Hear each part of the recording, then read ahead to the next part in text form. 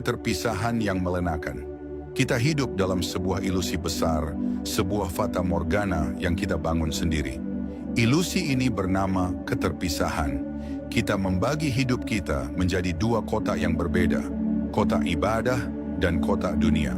Kita seolah bersama Allah di dalam masjid, namun kita meninggalkannya begitu kaki kita melangkah keluar menuju pasar, kantor, atau rumah. Kita memperlakukan kehadirannya seolah tombol on-off yang bisa kita kendalikan. Kenyataannya tidak ada satu detik pun dia beranjak. Tidak ada 1 milimeter pun ruang di alam semesta ini yang luput dari pengetahuan dan pengawasannya. Keterpisahan itu tidak nyata. Yang nyata adalah hijab, sebuah tabir yang diciptakan oleh kelalaian kita sendiri. Tabir ini ditenun dari benang-benang kebisingan dunia yang tiada henti. Suara notifikasi, desakan target, kekhawatiran akan masa depan, dan penyesalan akan masa lalu. Kebisingan inilah yang membuat frekuensi hati kita tidak selaras dengan sinyal ilahi yang selalu ada. Hati kita menjadi terlalu riuh untuk mendengar bisikan ketenangan. Kita mencari solusi di luar, kita mencari pengakuan dari manusia, kita mencari pelarian dalam hiburan, padahal sumber masalahnya ada di dalam. Kita terputus dari sumber utama. Perasaan hampa yang seringkali hadir di tengah keramaian, itu adalah bukti. Itu adalah fitrah kita yang menjerit, fitrah yang rindu pada Sang Pencipta hati diciptakan untuk tersambung. Dan ketika sambungan itu putus, atau lebih tepatnya, terganggu oleh kebisingan, maka ia akan merasa gelisah. Kegelisahan adalah alarm spiritual.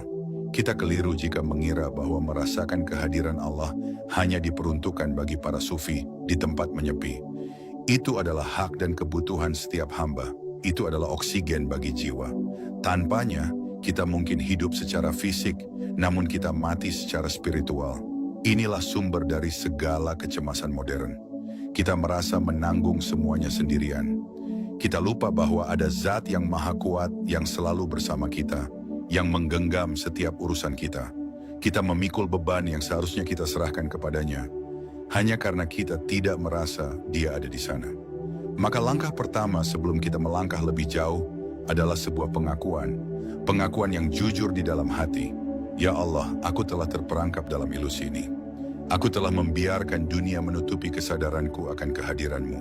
Maka bimbinglah aku kembali. Memahami makna ma'iyatullah, kebersamaan Allah. Untuk merasakan kehadirannya, kita harus terlebih dahulu memahami apa makna kebersamaan Allah atau ma'iyatullah. Ini adalah konsep fundamental yang sering disalahpahami. Kebersamaan Allah bukanlah kebersamaan fisik, karena Dia maha suci dari menyerupai makhluknya. Dia tidak terikat oleh ruang dan waktu. Kebersamaannya adalah kebersamaan yang jauh lebih agung dari itu. Para ulama membagi ma'iyatullah menjadi dua jenis. Yang pertama adalah ma'iyah ammah, atau kebersamaan yang umum. Ini berlaku untuk seluruh makhluk, baik yang beriman maupun yang ingkar. Ini adalah kebersamaan dalam hal ilmu, pengetahuan, qudrah, kekuasaan, sam, pendengaran, dan bashar, penglihatan. Allah Subhanahu wa Ta'ala berfirman dalam Quran, Surat Al-Hadid ayat 4, dan Dia bersama kamu di mana saja kamu berada, dan Allah maha melihat apa yang kamu kerjakan. Ini menegaskan bahwa tidak ada yang tersembunyi darinya. Dia mengetahui pikiran yang terlintas, niat yang terbesit, dan daun yang jatuh di kegelapan malam. Ketika kita benar-benar meresapi kebersamaan umum ini saja, hidup kita akan berubah. Kita akan terlalu malu untuk berbuat dosa saat sendirian, karena kita sadar bahwa kita tidak pernah benar-benar sendirian. Kita akan lebih jujur dalam bekerja, karena kita sadar Dia maha melihat. Jenis kedua, dan inilah yang kita kejar, adalah ma'iyah khassah atau kebersamaan yang khusus. Ini adalah anugerah spesial yang hanya diberikan kepada hamba-hamba pilihannya. Ini adalah kebersamaan dalam makna hifzah, penjagaan, nashr, pertolongan, dan taufik, bimbingan. Lihatlah firman-Nya kepada Musa dan Harun dalam Quran.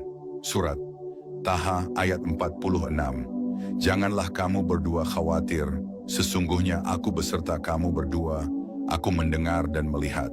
Ini bukan lagi sekadar mengetahui, ini adalah menjaga dan menolong. Ini adalah janji dukungan penuh. Maka tujuan kita adalah untuk naik level. Dari sekadar menyadari kebersamaan umum, menjadi hamba yang layak mendapatkan kebersamaan khusus. Kita ingin menjadi orang yang ketika melangkah, langkahnya dibimbing. Ketika berbicara, ucapannya dijaga. Dan ketika menghadapi masalah, hatinya ditenangkan karena yakin pertolongannya sedang membersamainya. Inilah tujuan dari perjalanan spiritual kita. Kunci pertama, muraqabah, merasa diawasi. Inilah inti dari semua latihan spiritual. Inilah alat praktis pertama untuk meruntuhkan ilusi keterpisahan, namanya adalah muraqabah. Secara bahasa, muraqabah berarti mengawasi atau merasa diawasi. Ini adalah sebuah kondisi kesadaran penuh bahwa Allah Subhanahu wa Ta'ala senantiasa melihat kita. Detik demi detik muraqabah adalah ruh dari ihsan. Seperti yang disabdakan Rasulullah Shallallahu Alaihi Wasallam dalam hadits Jibril yang masyhur, ihsan adalah engkau beribadah kepada Allah seakan-akan engkau melihatnya, dan jika engkau tidak mampu melihatnya, maka sesungguhnya dia melihatmu. Kalimat sesungguhnya dia melihatmu adalah definisi sempurna dari muraqabah. Ini bukan tentang pengawasan yang penuh kecurigaan seperti kamera CCTV yang mencari-cari kesalahan. Bukan, ini adalah tatapan dari Ar-Raqib yang maha mengawasi, yang juga Al-Wadud yang maha mencintai. Ini adalah kesadaran bahwa kita dilihat oleh Zat yang paling menyayangi kita, yang paling tahu kelemahan kita, dan yang paling ingin kita selamat. Muraqabah mengubah segalanya. Seseorang yang merasa diawasi oleh atasannya akan bekerja dengan rajin. Seseorang yang merasa diawasi oleh orang yang dicintainya akan berusaha tampil sebaik mungkin. Bayangkan, bagaimana jika kita benar-benar merasa diawasi oleh Raja di Raja yang Maha Agung. Tentu kita akan menjaga adab kita kepadanya. Kesadaran ini adalah penjaga hati yang paling kuat. Dia adalah benteng yang menghalangi masuknya pikiran-pikiran kotor, niat-niat yang bengkok, dan perbuatan-perbuatan yang tercela. Saat godaan untuk berdusta muncul, hati yang muraqabah akan berbisik, Allah Maha mendengar. Saat peluang untuk berbuat curang terbuka, hati itu berkata, Allah Maha melihat.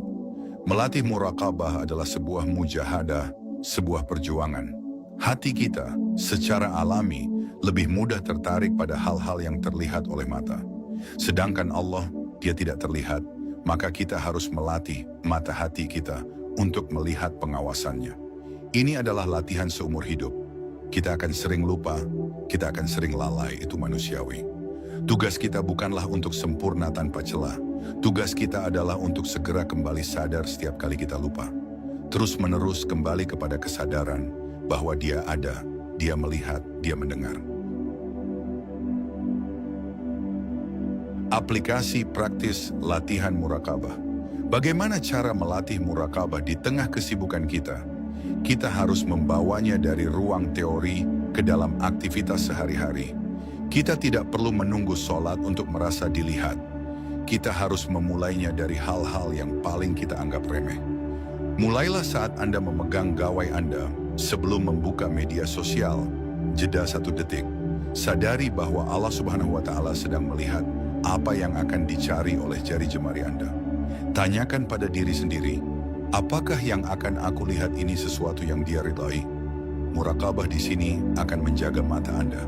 Bawa muraqabah saat Anda berbicara dengan orang lain. Sadari bahwa As-Samir yang maha mendengar sedang mendengarkan setiap patah kata Anda. Dia mendengar nada suara Anda saat berbicara dengan orang tua. Dia mencatat kata-kata yang Anda gunakan saat berdebat. Kesadaran ini akan menahan lidah Anda dari ghibah, fitnah, dan kata-kata yang menyakitkan. Terapkan muraqabah saat Anda sedang bekerja di kantor atau berdagang di pasar. Sadari bahwa Ar-Razzaq yang maha memberi rezeki sedang mengawasi cara Anda mencari rezeki. Apakah Anda jujur dalam timbangan? Apakah Anda amanah dalam pekerjaan? Muraqabah mengubah pekerjaan yang melelahkan menjadi ladang ibadah. Latihan terberat adalah saat Anda sendirian. Di dalam kamar, di depan layar komputer, ketika tidak ada satupun manusia yang melihat. Inilah ujian sejati dari muraqabah. Apakah kesadaran kita akan pengawasannya tetap ada? Ataukah ia pudar karena hilangnya pengawasan manusia? Hamba yang tulus akan menjaga adabnya kepada Allah dalam kesendirian, sama seperti ia menjaganya di keramaian. Bahkan saat melakukan hal paling sederhana, minum segelas air, ucapkan bismillah, bukan sebagai hafalan mati, tapi sebagai kesadaran penuh. Dengan namamu ya Allah, yang telah menciptakan air ini, yang mengizinkan air ini membasahi kerongkonganku. Lalu saat selesai, alhamdulillah sebagai kesadaran. Segala puji bagimu atas nikmat yang tak terhingga ini. Setiap aktivitas, dari bangun tidur hingga tidur kembali, bisa menjadi panggung muraqabah. Saat pikiran kita melayang, dan itu pasti terjadi, jangan marahi diri Anda. Cukup tarik kembali dengan lembut. Ya Allah, aku kembali sadar Engkau di sini. Perjuangan kembali sadar inilah yang dicintai olehnya. Kunci kedua, tafakur, merenungi ciptaan. Jika muraqabah adalah tentang merasa dilihat oleh Sang Pencipta, maka tafakur adalah tentang kita melihat jejaknya pada ciptaan Allah Subhanahu wa Ta'ala. Tidak bisa kita lihat dengan mata kepala di dunia ini, namun tanda tangan keagungannya tersebar di mana-mana. Alam semesta adalah kitab terbuka yang penuh dengan tanda-tanda bagi orang yang berpikir.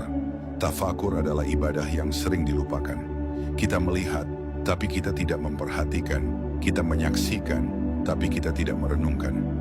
Hati kita menjadi tumpul terhadap keajaiban yang terjadi di sekeliling kita setiap hari. Kita sibuk dengan layar kecil di tangan kita, dan lupa pada layar raksasa ciptaannya Allah berulang kali memerintahkan kita untuk melihat dalam Al-Quran. Afala yanzurun. Apakah mereka tidak memperhatikan? Dalam Quran surat Ali Imran ayat 190, dia berfirman, sesungguhnya dalam penciptaan langit dan bumi, dan silih bergantinya malam dan siang, terdapat tanda-tanda bagi orang-orang yang berakal. Coba ambil waktu sejenak, lihatlah tangan Anda sendiri, perhatikan kerumitan garis tangan, keajaiban bagaimana jari jemari ini bisa menggenggam, mengetik, dan merasakan. Siapa yang mendesainnya dengan begitu presisi? Itu adalah jejak dari Al-Musyawir yang maha membentuk rupa. Lihatlah matahari yang terbit setiap pagi tanpa pernah terlambat sedetik pun. Dia adalah tanda dari Al-Qawi yang maha kuat dan Al-Mudabbir yang maha mengatur. Lihatlah seekor semut kecil yang bekerja tanpa lelah. Dia adalah tanda dari Ar-Razzaq yang maha memberi rezeki. Tafakur mengubah cara kita memandang dunia. Bunga yang mekar bukan lagi sekadar bunga, tapi dia adalah manifestasi dari Al-Jamil yang maha indah. Hujan yang turun bukan lagi sekadar air, tapi dia adalah curahan dari Ar-Rahman yang maha pengasih. Saat hati kita terbiasa melakukan tafakur, kita tidak akan pernah merasa sendirian.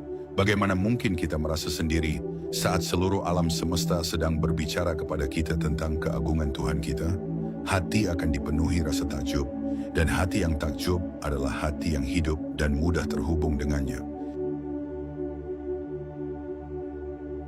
Kunci ketiga, zikrullah, membasahi lidah dan hati. Kita telah memiliki kesadaran muraqabah dan kita telah memiliki alat tafakur. Sekarang, kita butuh jangkar, sesuatu yang mengikat hati kita agar tidak mudah terlepas dan terhanyut oleh kebisingan dunia. Jangkar itu adalah zikrullah, mengingat Allah. Hati manusia itu seperti cermin. Kebisingan dunia dan kelalaian adalah debu yang mengotorinya. Zikir adalah kain pembersihnya. Semakin sering kita berzikir, semakin bersih cermin hati kita, dan semakin jelas ia memantulkan cahaya ilahi Allah Subhanahu wa Ta'ala, berfirman dengan sangat jelas dalam Quran. Surat Ar-Ra'd ayat 28. Ingatlah, hanya dengan mengingat Allah lah hati menjadi tentram. Ini adalah janji ketenangan yang kita cari, rahasia hati yang damai, kuncinya ada di sini, zikrullah. Zikir adalah benteng terkuat melawan gangguan setan dan bisikan negatif. Lidah yang sibuk berzikir tidak akan punya waktu untuk mengeluh, mencela, atau berbicara sia-sia. Pikiran yang terfokus pada zikir akan sulit untuk dimasuki oleh rasa cemas dan takut yang berlebihan. Namun, zikir yang dimaksud bukan sekadar qomat qamet, di bibir sementara hati dan pikiran melayang kemana-mana. Itu adalah zikir lisani di lidah. Dan itu adalah permulaan yang baik, tapi kita harus berjuang untuk menaikkannya ke level zikir qalbi, di hati. Zikir qalbi adalah ketika hati ikut sadar akan makna dari apa yang diucapkan saat mengucapkan subhanallah. Hati merasakan kesuciannya. Saat mengucapkan alhamdulillah, hati merasakan limpahan nikmatnya. Saat mengucapkan Allahu Akbar, hati merasakan betapa kecilnya diri kita dan masalah kita di hadapan kebesarannya. Jadikan zikir sebagai nafas kita. Tetapkan waktu khusus seperti zikir pagi dan petang yang tidak bisa ditawar. Itu adalah waktu servis wajib bagi hati kita. Setelah itu, biasakan lidah berzikir di sela-sela aktivitas. Saat menyetir, saat memasak, saat menunggu. Lama-kelamaan, zikir ini akan menjadi otomatis. Hati akan berdenyut dengan asma Allah. Inilah kondisi yang dirindukan. Saat zikir telah menyatu dengan darah dan nafas, maka kesadaran akan kehadirannya tidak akan lagi menjadi latihan, tapi akan menjadi kenikmatan. Mahabbah menumbuhkan cinta. Kita bisa melakukan muraqabah, tafakur dan zikir, tapi semua itu bisa terasa berat, hambar dan seperti beban rutinitas jika tidak ada bahan bakarnya. Bahan bakar yang membuat semua ibadah terasa ringan dan nikmat adalah mahabbah, yaitu cinta kepada Allah Subhanahu wa Ta'ala. Coba renungkan, kita bisa patuh pada seseorang karena takut akan hukumannya. Kita bisa patuh karena ingin hadiahnya. Dan ini adalah level ibadah yang sah. Kita takut neraka dan kita berharap surga. Namun ada level yang jauh lebih tinggi dan lebih indah. Level itu adalah beribadah karena cinta. Kita sholat bukan sekadar menggugurkan kewajiban, tapi karena kita rindu untuk berdialog dengannya. Kita menjauhi maksiat bukan sekadar karena takut hukuman, tapi karena kita tidak ingin mengecewakan zat yang paling kita cintai. Inilah perbedaan besar muraqabah, yang didasari cinta akan terasa seperti dekapan hangat, bukan pengawasan yang kaku. Zikir yang didasari cinta akan menjadi senandung kerinduan tafakur, yang didasari cinta akan menjadi cara kita mengagumi karya-karya Sang Kekasih. Cinta kepada Allah adalah puncak tertinggi. Pertanyaannya, bagaimana kita bisa mencintai zat yang tidak kita lihat? Kita mencintainya melalui 3 jalan. Pertama, kita mencintainya karena kamal, kesempurnaannya. Dia maha sempurna dalam segala sifatnya, tidak ada cacat sedikit pun. Kedua, kita mencintainya karena jamal, keindahannya. Seluruh keindahan di alam semesta ini, dari indahnya wajah, indahnya suara, indahnya alam, semua itu hanya percikan amat kecil dari keindahannya. Dan yang ketiga, jalan yang paling mudah bagi kita adalah mencintainya karena ihsan, kebaikan dan pemberiannya. Kita cenderung mencintai orang yang berbuat baik kepada kita. Lantas, siapa yang berbuat baik kepada kita lebih banyak dari Allah Subhanahu wa Ta'ala? Dia memberi kita nafas, penglihatan, kesehatan, keluarga, rezeki, bahkan saat kita sedang melupakannya. Syukur menyadari nikmat. Jika mahabbah adalah bahan bakarnya, maka syukur adalah mesin yang memompa bahan bakar itu ke dalam hati. Tidak mungkin ada cinta tanpa ada rasa terima kasih. Syukur adalah jembatan terpendek yang menghubungkan hamba dengan Tuhannya. Syukur adalah cara kita mengkonfirmasi ihsan, kebaikan, Allah yang kita bahas di bab sebelumnya. Kita seringkali gagal merasakan kehadiran Allah karena fokus kita salah. Kita terlalu fokus pada apa yang tidak kita miliki. Kita fokus pada doa yang belum terkabul, pada masalah yang sedang dihadapi, pada kekurangan yang ada pada diri kita. Fokus pada kekurangan akan melahirkan keluh kesah, dan keluh kesah adalah hijab tebal yang menutupi hati. Syukur adalah seni mengalihkan fokus. Syukur adalah melatih hati untuk melihat apa yang telah Allah berikan, yang jumlahnya tak terhitung. Kita baru sadar nikmat sehat saat kita sakit. Kita baru sadar nikmatnya bernafas lega saat kita sesak. Jangan menunggu nikmat itu hilang untuk mensyukurinya. Syukur bukan sekadar ucapan alhamdulillah. Itu adalah syukur lisan. Kita harus menaikkannya menjadi syukur qalbi, syukur di hati, dan syukur jawarih, syukur dalam perbuatan. Syukur qalbi adalah pengakuan penuh di dalam hati bahwa setiap kebaikan, sekecil apapun, murni datangnya dari Allah. Syukur jawarih adalah menggunakan nikmat itu untuk ketaatan. Kita bersyukur atas nikmat mata dengan menggunakannya untuk melihat hal-hal yang baik.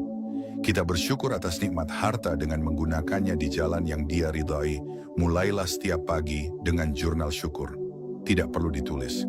Cukup, saat pertama kali membuka mata, sadari 3 hal yang Anda syukuri hari itu. Ya Allah, terima kasih, aku masih bernafas. Terima kasih, keluargaku masih ada. Terima kasih, aku masih bisa melihat cahaya pagi ini. Hati yang dipenuhi syukur adalah hati yang lembut. Hati yang lembut adalah antena terbaik untuk menangkap sinyal kehadiran ilahi. Semakin kita bersyukur, semakin Allah akan menambah nikmat-Nya, dan nikmat terbesar yang akan Dia tambahkan adalah nikmat merasakan kehadiran-Nya. Penghalang, hijab dosa, dan kelalaian. Kita sudah punya kuncinya, muraqabah, tafakur, zikir. Kita sudah punya bahan bakarnya, mahabbah dan syukur. Tapi mengapa kadang hati masih terasa terputus? Mengapa sinyalnya tidak kunjung jelas? Jawabannya adalah karena ada penghalang, ada gangguan frekuensi. Penghalang itu adalah dosa dan kelalaian. Bayangkan hati adalah sebuah cermin yang jernih. Setiap kali kita melakukan satu dosa, itu seperti satu noda hitam yang menempel di cermin itu. Jika kita melakukannya lagi, noda itu bertambah. Terus-menerus hingga cermin itu menjadi hitam pekat dan tidak mampu lagi memantulkan cahaya ilmu itu cahaya. Dan merasakan kehadiran Allah adalah puncak dari cahaya ilmu. Cahaya Allah tidak akan pernah ditempatkan di dalam hati yang kotor dan dipenuhi noda-noda maksiat. Dosa sekecil apapun akan mengeraskan hati. Dan hati yang keras adalah hati yang mati rasa secara spiritual. Dosa mata yang tidak dijaga, dosa lidah yang menyakiti, dosa telinga yang mendengar keburukan, dosa kesombongan di dalam hati, semua itu adalah penghalang nyata. Kita tidak bisa berharap merasakan manisnya dialog dengan Allah di waktu sholat. Jika di luar sholat kita sengaja mengotori hati kita, dengan larangannya kelalaian, ghaflah, juga merupakan musuh besar, yaitu ketika kita melakukan aktivitas tanpa kesadaran, seperti robot. Makan tanpa sadar, berjalan tanpa sadar, bahkan sholat pun tanpa sadar. Hati yang lalai adalah hati yang tertidur. Bagaimana ia bisa merasakan kehadiran Zat yang Maha Hidup? Lalu, apa solusinya? Solusinya adalah pembersih terkuat yang Allah anugerahkan. Taubah dan istighfar. Jangan pernah menunda untuk bertaubat. Begitu Anda sadar telah berbuat salah, detik itu juga, kembalilah. Ya Allah, aku salah, ampuni aku. Istighfar adalah ampelas yang mengikis noda-noda dosa di cermin hati. Biasakan lidah basah dengan istighfar. Rasulullah Shallallahu Alaihi Wasallam yang ma'syum, terjaga dari dosa, saja beristighfar lebih dari 70 kali dalam sehari. Lantas, bagaimana dengan kita yang penuh lumuran dosa ini? Jangan pernah putus asa karena banyaknya dosa. Pintu taubat selalu terbuka. Yang Allah inginkan dari kita bukanlah kesempurnaan, tapi kesungguhan untuk kembali setiap kali kita jatuh. Hati yang bersih dari dosa adalah syarat mutlak untuk merasakan kehadirannya. Qalbun salim, hati yang tenang. Inilah muara dari perjalanan kita. Inilah buah dari segala latihan. Inilah rahasia hati yang tenang yang kita cari.